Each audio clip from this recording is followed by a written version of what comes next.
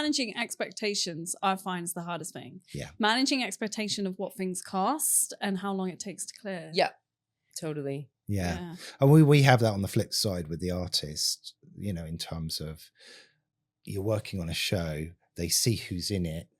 And fair enough, they think, right, great, I'm going to ring up my mum and tell her I'm buying the house in the Isle of Wight. which you have to go, just put the brakes on that one. It's not, it's not quite as much, because more often than not, if you're an unknown artist and you have an unknown song, then you're going to be At those, you're going to be at the lower end, and you're going to be those spots in the film or the TV show which are in between all the big hits, and all the money goes on the big hits. Yeah. So you're thinking you're going to get the big hit money, but of course the whole budget, and Liz, you'll be able to explain this better than me, but you know, you have to allocate the money. Yeah. So then from our point, we have to say, well, actually, even though it's in this really great film, you know, your money is not going to be possibly what you expect it to be. Yeah.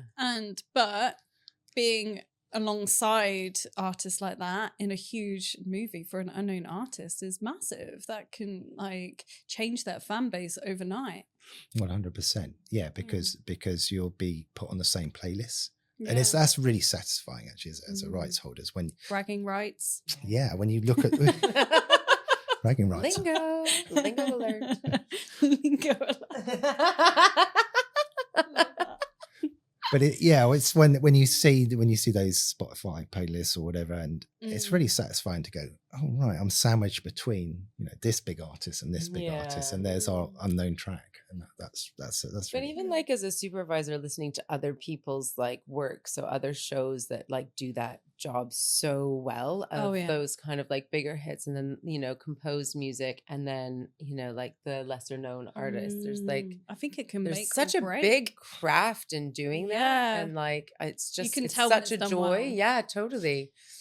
For me, I really liked recently Euphoria, and seeing she worked with the unreleased tracks, didn't she? And Labyrinth did a lot of custom work on that, but music in it I thought was amazing.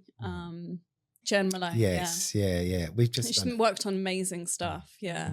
So what kind of series do you find we're talking to Jen, actually. We've just done a thing with Jen, and it's called Mr. and Mrs. Smith, which is, if we all remember the movie. Yeah, I was going to say. With Brad and Angelina. Yeah. It doesn't have them in it, actually. Okay. Of course. There's quite a lot of controversy around that film, isn't there? Yes. Well, I don't know, is there? You tell me.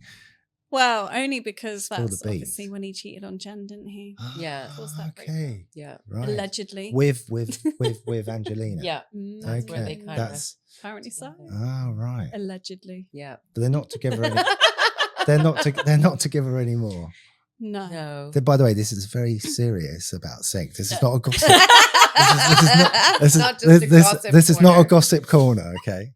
Yeah, so they've done a TV show. Yeah, it's a TV show called Mr. and Mrs. Smith, based loosely, and I say loosely, I haven't seen it because I've worked on it, but not actually seen the completed thing. It's out, I think, next month. And that was one of Jen's supervision jobs. So we got some cool stuff in that. Do you find in LA it is sometimes the top 2% that does a lot of the shows? You see it's the same names.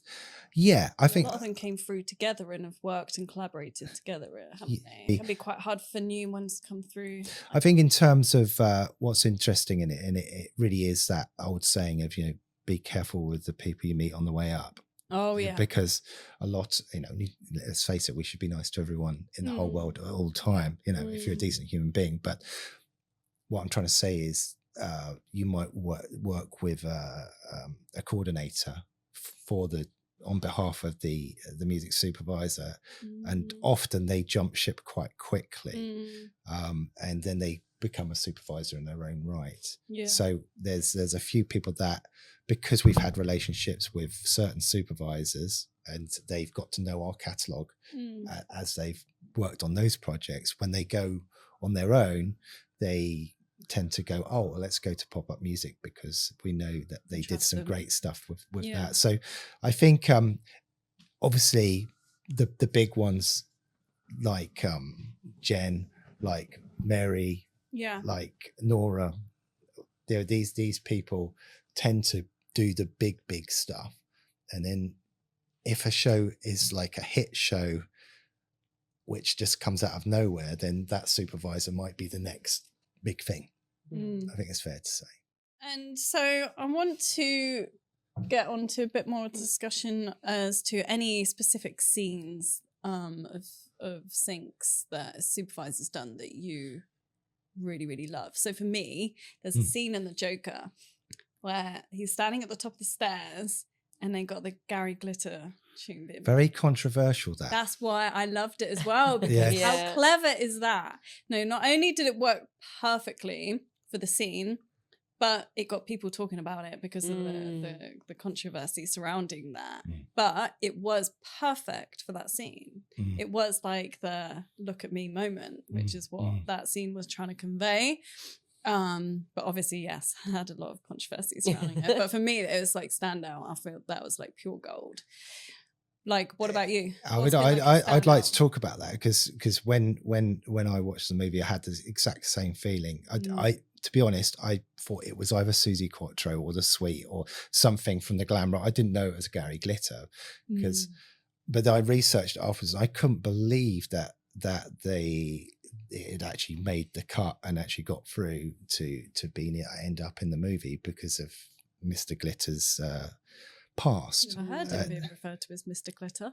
Well, yeah, people refer to Mr. Glitter as other things, but for the sake of today, for the sake of today, I'm going to call it Mr. Glitter. Yeah, I think that feels like a suitable choice.